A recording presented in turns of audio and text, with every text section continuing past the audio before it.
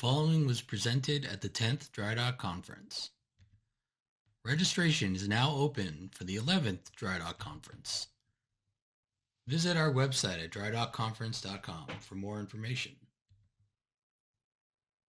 2025 Dry Dock Conference will take place 4th and 5th of June 2025 in Providence, Rhode Island. This is the 11th International Dry Dock Conference and Advanced Training Forum hosted by DM Consulting. Registration is now available for in-person or online attendance. Register early for the best rate. An added feature that we're going to do this conference is called a Dockmaster Short. So all of us at DM Consulting are Dockmasters, myself and Alex and Frank and Jack and John. We've all been Dockmasters. So I'm going to start. It's going to be a short story about what happened to me recently with the dry docking. So as a dockmaster, we're always responsible for a lot of things going on. Safety of the ship, safety of the dry dock, safety of the people involved in the operation. Always worried about ship handling, catastrophic failure of the dry dock or the ship, ship supports not working properly, and then I'm also worried about the undocking. And one of the problems with the undocking is not getting a proper report of the loading when the ship lands on the blocks. Sounds like a simple task because every ship in the world should be recording and acknowledging what their loading is before they, every day, independent of a dry docking.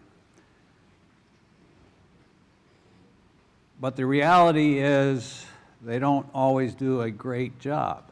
And if you do not know the loading condition of the ship when it lands on the block, and you use that as your baseline, when you undock, it can lead to some problems. It can lead to a huge list, or even a worse case would be an unstable ship that turns over, and obviously that's not, either one of those situations can be bad.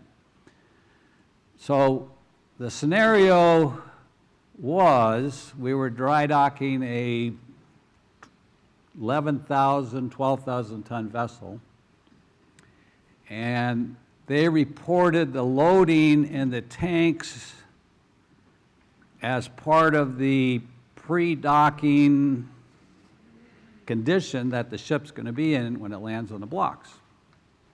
However, we had previous reports that showed that the ship was 1,000 tons different this docking as compared to the two previous dockings, which were the ship was 1,000 ton lighter. But the corresponding tank levels, tanks, ballast, fuel, etc., didn't show that 1,000 ton difference. So it really had me worried because 1,000 tons is a huge amount of weight for 11,000, 12,000 ton vessel. And so I brought it up in the planning meetings and the docking conference. You know, where did this 1,000 tons come from? Your tanks are not showing an extra 1,000 tons. And I got responses such as, well, it's been 10 years since we dry docked, and that's just extra paint. which is nonsense. You can't add 1,000 tons of paint to the vessel. Maybe you could, but it's not reasonably that you're going to do that. So I never did get the issue resolved, and we ended up dry docking with an extra 1,000 tons as compared to the tank reports. So that told me that they were off a whole 1,000 tons. That's pretty much 10% of their liquid load that they were off. And it really didn't affect the dry docking because they can't trick you into dry docking. You can see what the drafts are. But if you don't have a good basis for the loading, it can result again in the problems for the undocking. So I was really worried at the undocking that the baseline tank levels that they were providing were off by 1,000 tons, and the ship would come off the blocks with some huge list. Ship was very stable, so there was no chance that the ship was going to be unstable. Anyway, that's the ship undocked without any appreciable list, and my worries went away, but I'm confident that the ship provided bad data as far as what their loading was as a baseline when the ship landed on the blocks. So that's my dockmaster short. Other dockmasters of DM Consulting will give their short story throughout the conference. And then hopefully this will inspire others in the audience when we get to the open question session to come up and give their story about a situation that they encountered during dry docking or undocking. Our next speaker is Kevin Stone. He's an independent naval architect. He's got a master's in naval architecture and marine engineering, 45 plus years experience on numerous naval projects. He's going to talk about advanced structural analysis for dry docks and dry docking. Kevin.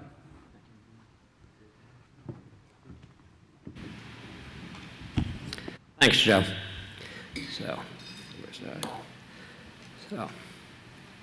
So we're going to talk about today here. I want to do is talk a little bit about when you might want to consider using FE, finite element analysis. I am not going to tell you you need it for every docking. You don't need a sledgehammer to kill a fly. 99% of your dockings are going to be just fine. You don't need to go to that extent, but there could be other reasons why you might want to consider it. And then after we talk about that, I'll walk back. It'll be a look back, like a best of papers that have been presented here that either I was involved with or I was involved with the people who did the analyses, and look back at it. But I'll also talk about a docking that has not been reported yet, and that's the docking of the national security cutters at Vigor when they did some major repairs to the hulls in a floating dock. Okay, so slide rules, trapezoidal loading. This is the from time immemorial of dry docking. When Noah had to dock the ark, he did it a certain way. Show of hands, how many people here have used a slide rule? All right. So it dates us, but it also says, look, this is not a computer. It's not a calculator. You don't need all those decimal points. Things are rounded off. I was a submariner. We had a thing called RADCON math, radiation controls math, a lot of rounding off being done because you want to do things fast. And what Tim talked about this morning involved that. And Sandra, you know, for doing the heavy lift, that was the same thing. But when you push the limits, and the dock masters here all know when you push the limits, you get that queasy feeling, you know, am I going to have a job tomorrow when this is done? So this is what we want to talk about, when you would possibly use it. So, 2 or more ships in a dry dock. It was an excellent discussion by Joe of saying, you know, hey, if they're off center line, they're not landing on structure. Discontinuous keel loading, long overhangs, which means every DDG, every CG in the U.S. Navy fleet. And then you can see the rest, the list of hull repairs, corrosion, and if you question if the trapezoidal loading is good enough. So the pictures there are of the Berthoff in Vigor, you know, having her major repairs. That is the Russian aircraft carrier / battle cruiser that failed spectacularly in their dry dock, and then the DDG-1000 up at Bath. So, several years ago I did analysis for NAVSEA, and we were looking at trapezoidal loading. You know, what is it and how accurate is it for reality? Does it really matter? I mean, not matter, is it do the job? What are the limits? Because there had been talk that, you know, hey, there were high loads on CGs. Those of you who have docked CGs know what, you know, that they really are an issue. So 3 ships at the end of the day were analyzed. A standard tanker, short, easy peasy docking, DDG-51, and then a CG-47 in a graving dock and in a floater. John Vitzhume was a great help to that years ago when we did that analysis. So here's the bottom line up front. Trapezoidal loads are close for normal dockings with short overhangs, but they're not the end-all be-all. They're not necessarily absolutely correct. You're going to have spikes. So when we did this analysis, you can see this is a regular, good old tanker blocked as long as you could possibly do it, and there is higher loads. There are higher loads there. Just a little bit. Hey, that's what soft caps are for. Loads gets distributed. It should work out. But when you get an overhang, that changes everything. So the docking of the CGs, particularly, was it the McCain? It was Catawampus? You know, they showed a trapezoidal loading. Hey, it was discontinuous because of battle damage or the collision damage. No, the loads were actually much higher on that hanging off the end. So this is what the analysis showed, you know, 50% greater. So at the time I'm doing this, I'm questioning, like, really? Is it that bad? You know, how bad is it? Could it really, or have I screwed up? That's what every engineer thinks when you see something bad. You go, my math's off, my assumptions aren't right, something hasn't worked. So now you go to a CG-47 with a much longer overhang. Now, and this is looking at it in a quote-unquote graving dock. So we're attached to the earth, haven't considered the flexure of the graving dock itself. I'm just not going to go there. That's too hard for FE. But the blocking loads, particularly at the aft end, 60% greater, which is a lot. And then you get in a floater, and the loads are higher still, and increase with dock deflections. You are talking about 2 flexible structures connected by a flexible system, the docking blocks, and as you bend the dock within your allowable deflections, you know, you're the dock master going, hey, I'm good to go. I can go all the way up to 4 inches of deflection or however many inches. You could be really sending the loads way over. Now this backs up. Anybody here from Ingalls? No. Okay, so when they first built the CGs, they used to be what we called a sprue can, Spruance destroyer. Hey, here's a here's a 7-pound sack, let's put 10 pounds in it. And they kept on adding and adding and adding. And when they built that ship, they crushed the keel, the skeg, while they were building it. That tells me that this was right. That, hey, I had heard this story, but, hell, still, that's 100 tons per foot versus 45, 50. So we are way, way over allowable. Also, side blocks. I heard people say, side blocks, they're there for stability, they just keep things upright. No, they carry load, man. They really do. Now, on a graving dock, they're just carrying some portion of the load. But on a floater, it's different because the dock deflects, not just longitudinally, it's also deflecting transversely. So the bottom, the keel, is bending out of the way, and the dock is deflecting. Now, which way are your your pontoon deck stiffeners? Sometimes they're longitudinal, sometimes they're transverse. And I'll get to that in a second on how docks fail.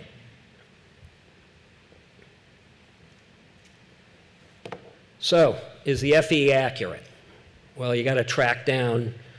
Finite element analysis is really just tracking deflections and then assigning a stress based on those deflections. So here I am, young naval architect, and I'm saying, oh, by the way, the stern of a CG-47 on the blocks is sagging 7 inches. Yeah, I'm wrong. Gotta absolutely be wrong. Started pulling the string, calling folks, ended up calling Dockmaster at Newport News Shipbuilding, where they had recently docked a CG in one of their graving docks. And they had planned it within a Gnat's rear end. Hey, this will work great. The wheels will clear the graving dock floor by a couple of inches. So, worked fabulously, because in the docking position, that bottom blade, the 5 blades, the upper one's out of the way.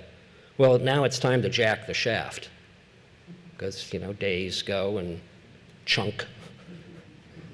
So that became alarming, to say the least. Meanwhile, Bath Iron Works had done similar analyses, and they were finding similar deflections, and you can see how things line up. Now you line up all the analyses that I did at Proteus Engineering, Bath Iron Works did, NAVC did, using just a simple beam model, and they all line up. So the story, the answer is, for a ship with long overhangs, it isn't gonna work. If you're right up against the hard edges of your dock capacity, you're gonna be in trouble if you block something with really long overhangs. Nowadays, as you see, lots of you probably do it, they put what they call an A-frame or a whole wedge back there under the transom. So who here has docked a CG? Okay. Have you ever aligned a shaft in a floater or in a graving dock? I mean, I just don't know how they would ever do it without that wedge.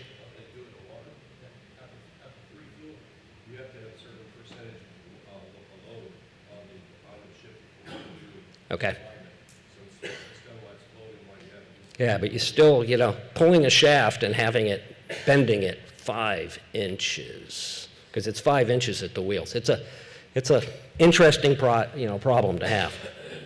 So here we are now saying, okay, trapezoidal loading, maybe not the greatest, but hey, the FE shows what's really occurring.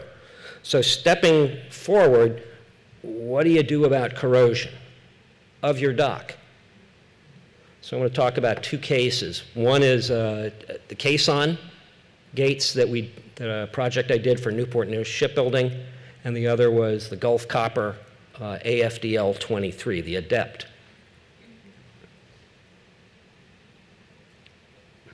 So Newport News caissons, we looked at every one of their caissons, and the reason that got kicked off, Bob Bernstein's here, he was who hired me to do the job. The guys up at Groton had had a problem with their graving dock. It had a failure of one of the walls.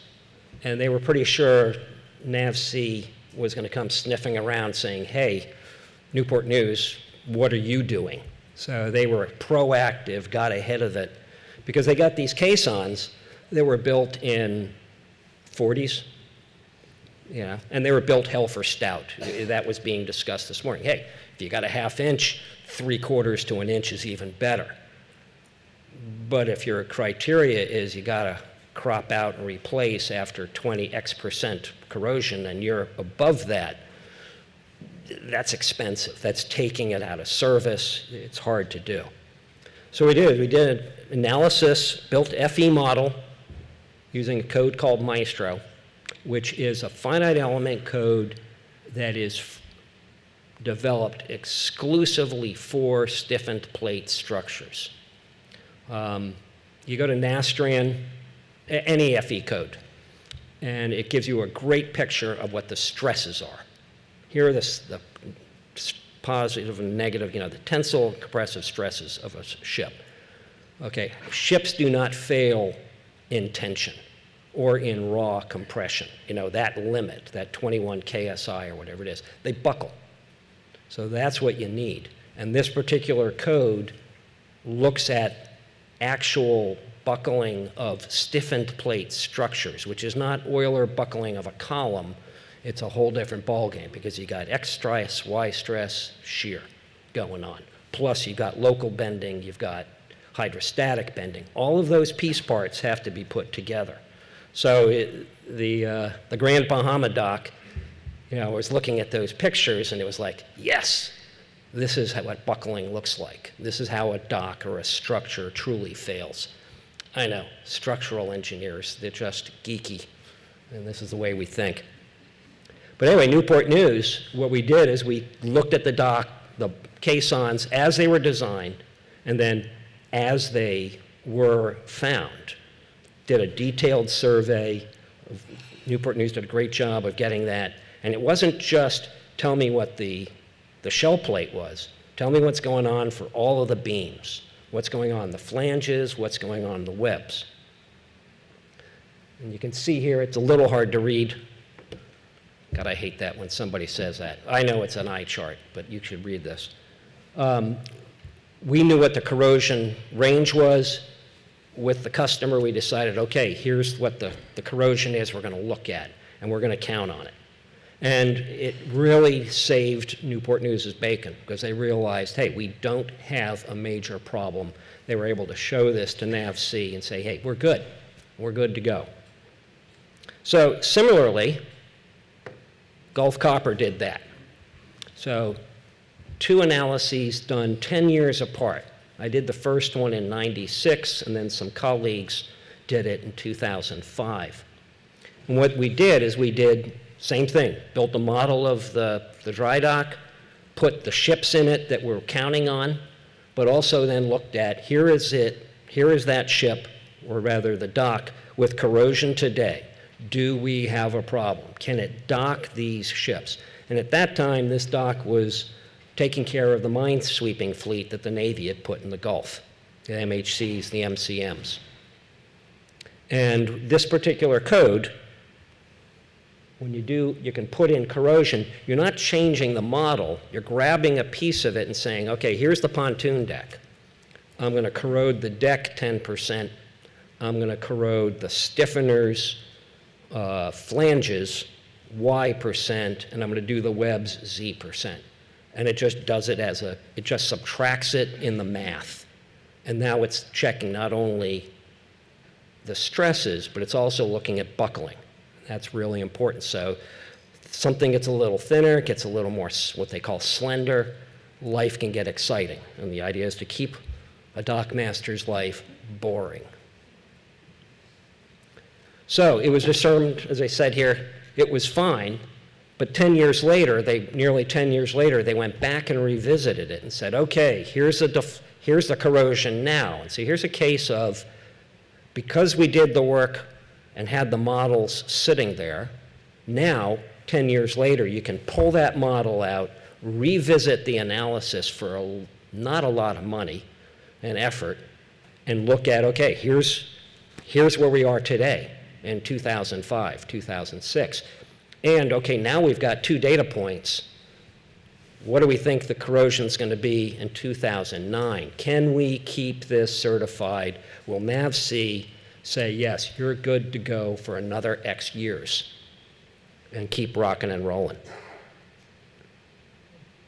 So that's corrosion. So repairs to the dock. Here's the old Todd Pacific, one of the Todd Pacific docks, one of their really big docks. So as Esther Schmall showed in one of the papers she presented here several years ago, they used FE to check out, to do repairs to the dock while it's afloat. You start taking out chunks of wing wall, life can become, even though you don't have anything in it, things can deflect. You got to know, how much of this dock can I cut out safely and keep rocking and rolling? So they took a simple approach and used a simple 2D FE model to create the transverse frames, and figured out, hey, the way they were before, this way, there was a better way to do it that was stronger. So they built the model, and then designed it for that, but then did a test. They also did, okay, the whole dock is corroded. How is the whole dock doing? And they went through and checked out the dock completely to make sure it was okay. And I'll come back to that because they didn't do just one dock, they did several of their docks. And that then allowed the successor to Todd to get a job. Here. So this is new work, not seen before by industry. The U.S. Coast Guard had the brand spanking new national security cutters, and through nobody's real fault, it was sort of a big crack, oh, that's a pun, a crack that the contract fell into. The ships were cracking. They had a fatigue life of a gnat. And so they needed to essentially rip off the main deck and rip off the keel of the first 2 national security cutters. Vigor out in Seattle won the job and took on the engineering to do this. So, okay, so the dockmasters here, what could possibly go wrong? I've got a national security cutter in my dock, in my floating dock, and I'm going to rip the deck and keel off of the ship in it, and everything is going to go just fine. So what they did is they took 2 models that already existed. So for our friends at Soup Salve, perhaps you should think about this. Hey, there are models, FE models, floating around of U.S. Navy assets. They happen to have a model of the national security cutter. Vigor had the model, or actually it was Proteus Engineering, the follow-on guys, but they had done the model of the dry dock, and they put the 2 together. And they didn't do it just, hey, how's it going to go? They worked with the team, the engineering team, and said, okay, we're going to cut off all of this structure. We're going to do it in phases. So they decided all 6 phases. We're going to go through and say, okay, how do we keep this ship level? Really level. Because we had to keep everything perfect. You just can't go and have it slightly bent. Now we're bending, building into it compressive or tensile stresses into the main deck or to the keel. The docking, you can see they had the A-frame, as they call it, aft, which kept everything level. The model considered the blocks, did those based upon, what the blocking structure was made of, coming up with the spring constants necessary for each type of block, and put it in there. So you can see the models together with a slice away. So the structure of the ship is absolutely complete. You also have, they added structure into the ship model that normally we wouldn't do. Normally I wouldn't care about a detailed model of the engine foundation. You just sort of, yeah, this is good enough. It's average through the engine room. Here, they wanted to be able to go and say, okay, here's the predicted deflections of the propulsion line. They were setting up measurements in the ship all the time of the propulsion train. So they're now shooting alignment of the propulsion train while it's on the blocks, making sure that the ship is level and that everything's fine. So, little sea story here. So we would get panicked calls, of course at like 0630, or me a little later, actually later in the day because they were on the West Coast. As we were ending our day, oh my God, we cut away the keel, they cut away longitudinal number 1, the girder, got it free and it sproinged off 2 feet outboard. You guys have screwed up. The ship's bent, it's not right, the planning, it's not going well. Would rapidly respond, be able to talk to the folks and say, yeah, the model is good. And then they started peeling the onion away. These 2 ships were built post-Katrina, when you couldn't find a welder for love or money on the Gulf Coast, because they were all making a lot of money hanging drywall. So perhaps there was a lot of come-alongs involved in straightening structure, so when we went to release these girders, they went back to, well, where they were.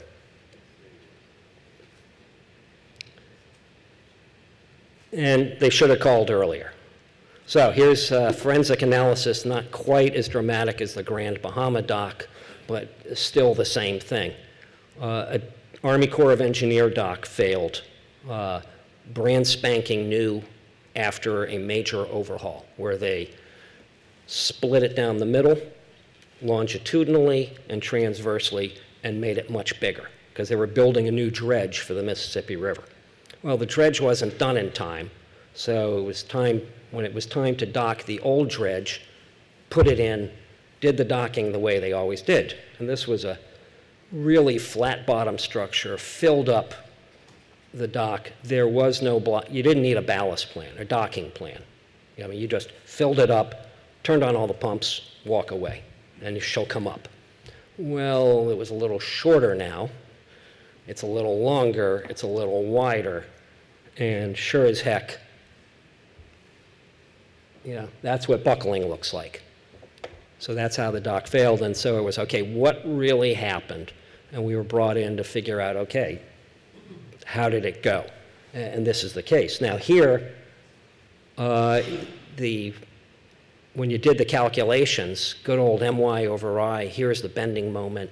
Yeah, stresses in the pontoon deck were fine. The top of the wing wall, they were good, well within ABS limits. But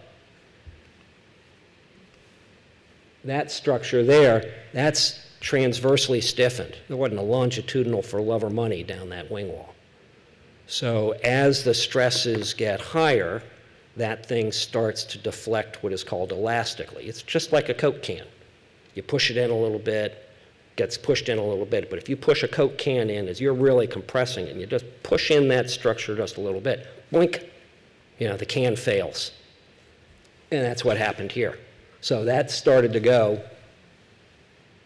and then the wing wall gave it up, because all that load gets shed to the wing wall slowly but surely, and then that did the catastrophic failure.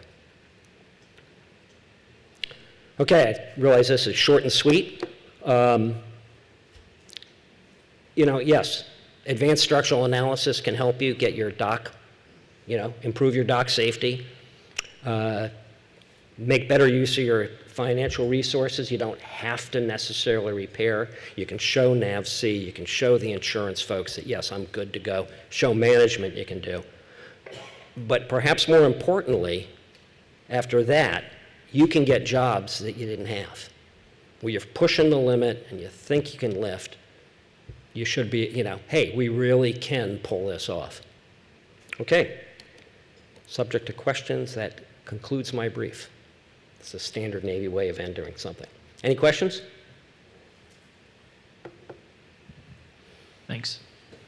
Going back to your trapezoidal loading stuff, I know that wasn't the new stuff, the older stuff, but did y'all end up with a empirical correction somehow relating It's just pure FEA is the only way to arrive at those conclusions? No, we did not. Now, one of the things I didn't show is that the first thing we did, or as part of that process, is we increased the stiffness of steel by a factor of 10 or more. I forget what we did. And just so you had a rigid ship. And by God, the trapezoidal model works So absolutely fine. So it's not necessarily a function of overhang, it's more of a fact that you have overhang on a flexible dock. You have a flexible ship on a flexible structure, if it's a floater. And so the combination of the two causes, deflection. Ships deflect. Anybody else? Oh, come on. Somebody wants their advanced degree in finite element analysis, I know. Yes, ma'am. Commander. So I saw that you did the comparison between FEA and the trapezoidal rule, but did you take the next step and look at the moment area method and how that compares? No, we did not, but that would have, because we had continuous loading. Now, one of the things that, you go back, let me go back and look at, let me see. I think I have backup. There, so you put that. There's the USS Ticonderoga or the USS whatever, and she's on a heavy lift, or the McCain. But that's a heavy lift ship, not a dry dock.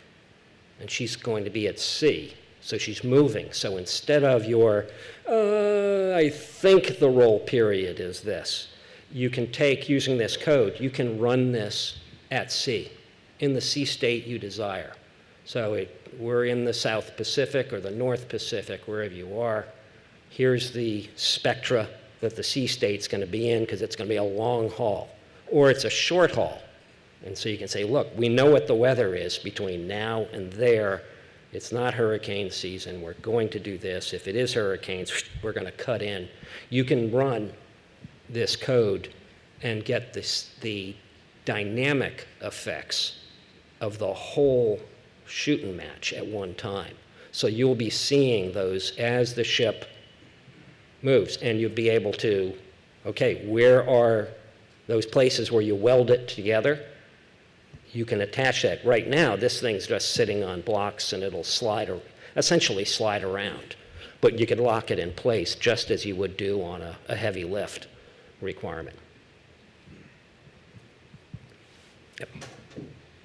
Hey, Kevin. My question is, when you modeled the blocks that support the ship, those A-frames, did you also model a timber cap? And if you did, how did you account, or what was your rationale for the spring constant of the crush? So I was having a discussion with, who's the timber guy here? The lumber, yeah. So that was a lot of, how do you do this? There's a seminal paper done by Ross Haith. Who remembers Ross Haith? There you go. So Ross Haith and Jonathan Ross did a study of basically figuring out what the spring constant of blocks are. New oak, old oak, how the blocks are put together. So we use that in combination with tables and figuring out, okay, I've got so much area of concrete or steel. Here's my soft cap. What's the area of it? How much of that is really effective? Do we have a bar keel? In which case you can't count the whole cap. Or is it flat on the bottom, that it's shaped? So there was a lot of back and forth. And that was one of my concerns when I saw these massive deflections. We've got to be wrong. But looking at the measured deflections against what was predicted, we were dead nuts on. So it was like, we're good. Yes, sir. My question is regarding the computing time for the simulation. How long did it take? Or how long does it take for your results to converge? Okay, so you're talking FE here, on small thing. This is coarse mesh finite element analysis. Over decades, I can show that frame spacing or half frame spacing, large structure, the FE works for global FE, not what's happening in the corner around the hatch. You don't do that. Processing time on this, Anybody that's got a laptop here today, you can run that model in about 3 minutes, static. Sea keeping, 4 hours or so to get the REOs. But it's no longer overnight.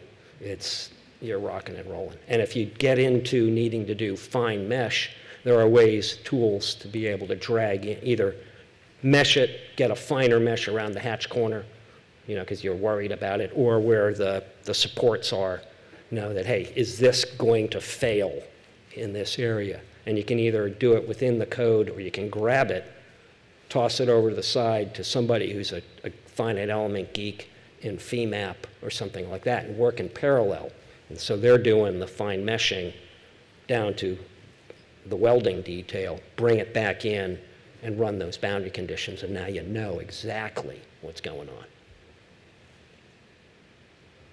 Yes, sir.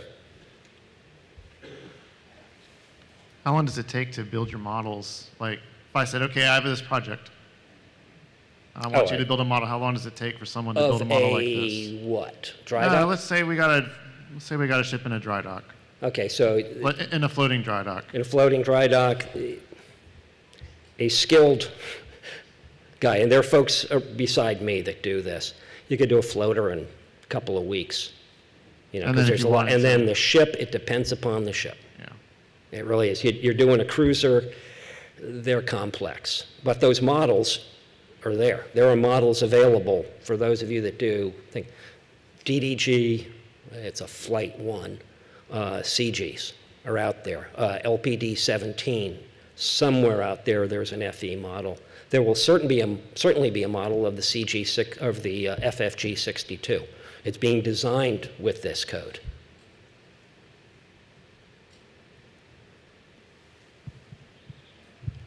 Now the tough one. So for your CG-47 class FEA and a floater, you're predicting 75 to 85 long tons a foot at the aft end. Yes. Some of the dry docks today that dry dock the CG-47 don't even have half of that as a buoyant capacity. So what are your thoughts on that? The load's getting distributed. It's getting distributed, because the factor.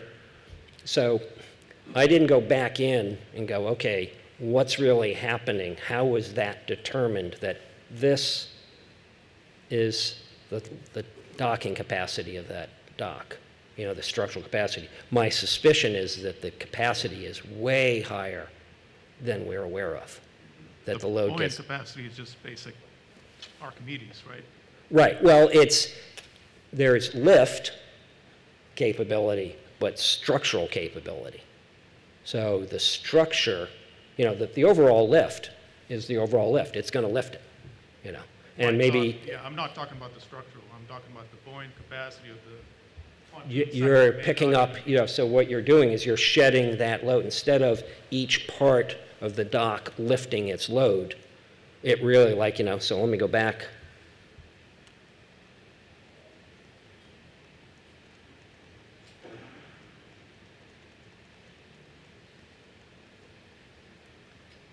Yeah, so when you're looking at that, so here in the middle, your blocking plan or your pumping plan doesn't account for that. You're pumping way off compared to this, but overall, the dock is still got enough ballast capacity to pull it off. It's just stressing the dock. You're getting deflections that you weren't counting on. You get transverse deflections, but structurally, I'm trying to peel away the memories here, the dust. My guess is that the structural calculations were not accurate enough to say, hey, you're really good enough. They were simple hand calcs. So, and it may be structure is really pushed to the edge, but it's being pulled off. But, you go to, my vast experience of being on docks, I remember several cases going back and looking at blocks, and they're black, the soft cap, because it's been crushed to where you have thermal destruction going on in the soft cap. So, hey, we were way overload, for that particular block. So. Any advice on retention and maintenance of the models? You should be able to. You know, I know where he's going. He's like, hey, they think they've got some old models floating around at the caisson gates. Yeah, you can pull them back in. If you can't, you start over. But they should. Particularly if you're doing this and you bring it on board, you look at Newport News, their capability, they should be able to do this in-house. They don't need Kevin Stone to do it. They should be able to say, hey, this is part and parcel of what we do. And to be able to have that capability. And you just keep them up to speed. Because, hey, you know, we surveyed it this year. Now we've surveyed caisson number 10, and we do number 8 the year after that. And you're just constantly updating and going through. Yeah. Yes, sir. For the caisson corrosion model that you did, the real-world data that was collected there, was that just from CML points, or was there something more advanced there to compare the real-world data to the model? What was that again? Could you repeat the question? For the caisson corrosion, this one, yeah. I was curious around the real-world data comparison. So you took a bunch of, I'm imagining, just CML points, single handheld points. Was there anything more advanced taken in this particular case to capture that data, like automatic scanning or anything? That was simple. Now, the United States Coast Guard uses this code. Docking, every U.S. Coast Guard cutter has a Maestro model, up to and including the Eagle. So they have a program with the developers of Maestro where they're able to get a cloud of, deflections, as well as doing UT and being able to feed it directly in. Now, that does a great job of the shell plate, but now you got to capture the flanges and the frames, and that's a little dicier, but you can do it. It probably will involve the spreadsheet from hell, but you can make it work. And you just maintain it, because that's something you should be doing. You should be tracking this structure over time. Okay, I think I survived the post-lunch carbo loading, that we all had in school or whatever, Okay, thanks very much.